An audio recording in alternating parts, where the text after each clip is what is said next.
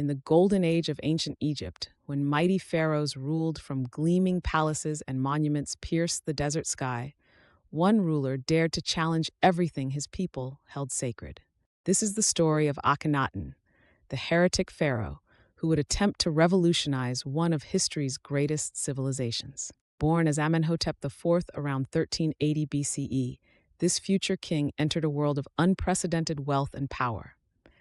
Egypt stood at the height of its empire, controlling vast territories and commanding respect from rival kingdoms. His father, Amenhotep III, presided over an age of peace and prosperity, where Egyptian art and culture flourished like never before. But the young prince who would become Akhenaten was different from his predecessors. Contemporary artworks show him with an unusually elongated head, thick lips, and a protruding belly, features that have puzzled historians for centuries. Whether these depictions were symbolic or reflected his actual appearance remains one of ancient Egypt's enduring mysteries.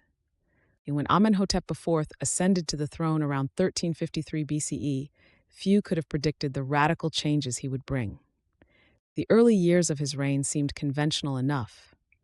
He married the beautiful Nefertiti, whose name means "the beautiful one has come," and began constructing monuments to the traditional gods, particularly Amun-Ra, the king of the Egyptian pantheon. But something extraordinary was stirring in the young pharaoh's mind. By the 5th year of his reign, he made a sudden and dramatic break with thousands of years of Egyptian tradition. He changed his name to Akhenaten, meaning effective for the Aten, and declared that the Aten, the sun disk itself, was the one true god. This was nothing short of revolutionary in a land that had always worshipped many deities. The implications of this religious revolution were far-reaching. Temples to the old gods were closed. Their names were chiseled off monuments. The powerful priesthood of Amun, who had grown wealthy and influential over centuries, found themselves stripped of their authority. It was the most dramatic religious upheaval in ancient Egyptian history. But Akhenaten wasn't content with merely changing Egypt's religion. He abandoned the ancient capital of Thebes and built an entirely new city in the desert. Named Akhetaten, Horizon of the Aten, this massive complex rose from the sand in just a few years.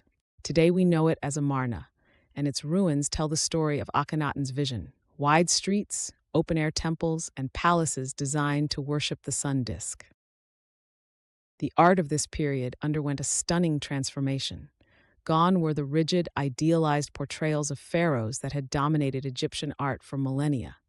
In their place came a new style, intimate, natural, even sensual.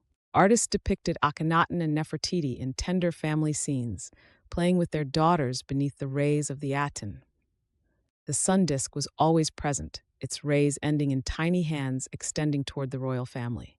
But while Akhenaten focused on his religious revolution, Egypt's empire began to fray at the edges. Letters from foreign vassals, preserved in the Amarna archives, paint a picture of increasing chaos. "Why does the king sit back?" one desperate ally wrote, begging for help against invaders. Yet Akhenaten seemed more interested in his religious reforms than in maintaining Egypt's international position. The military, once the backbone of Egyptian power, saw its influence decline.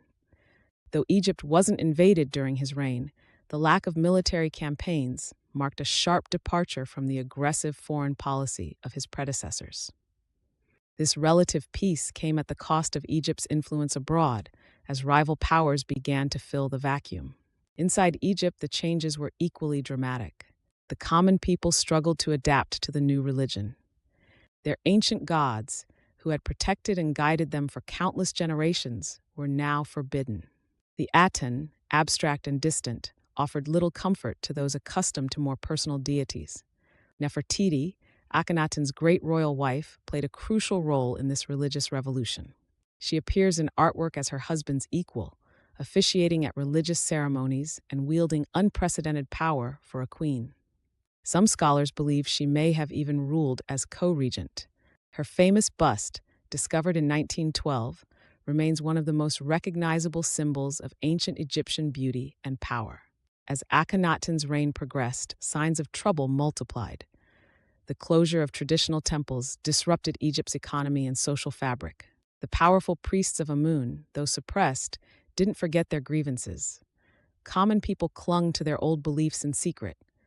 Even within the royal court, there were surely those who saw Akhenaten's reforms as dangerous heresy.